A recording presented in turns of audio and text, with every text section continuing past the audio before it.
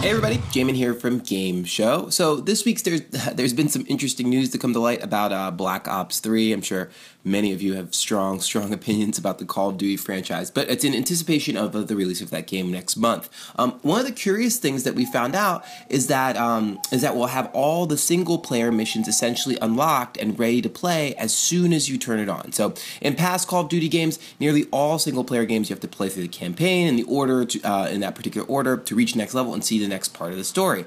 And so this new edition actually does away with that progression, letting you skip levels and experience the story in any order you want, even if you want to play that last level first.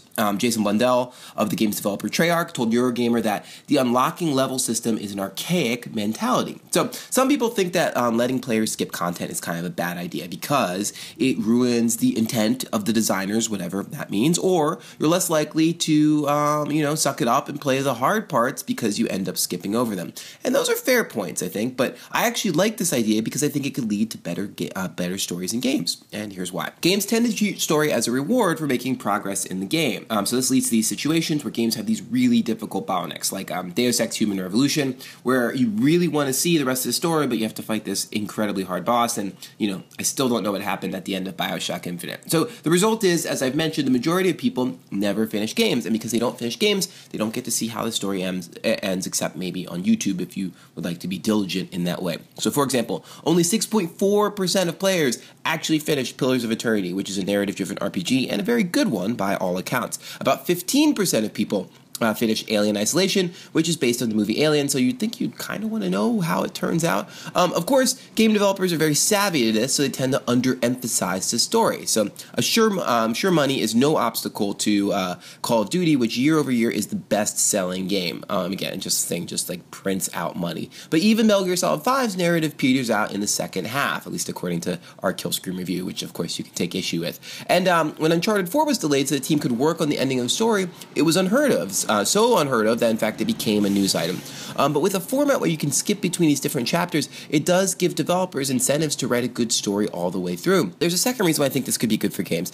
Generally speaking, the stories in games are fairly straightforward when compared to other mediums. But when you look outside of games, you can see the story often doesn't fit tidily inside of this structured linear box. So if you look at cinema, for example, there's been a shift away from these orderly chronological stories. Jean-Luc Godard once famously said, "I agree that the film should have a beginning, a middle, and an end, but not necessarily in that order." A great example is how with Reservoir Dogs and Pulp Fiction, Quentin Tarantino created these really interesting stories with an unconventional plot, with unconventional plot structures, and that sort of style went on to inspire all of these other films, like Christopher Nolan's Batman's or the films of Alejandro González Iñárritu. And something like what Call of Duty is doing here, where the order you play the game has no bearing in particular to the story, gives the writers the freedom to experiment in a very similar way.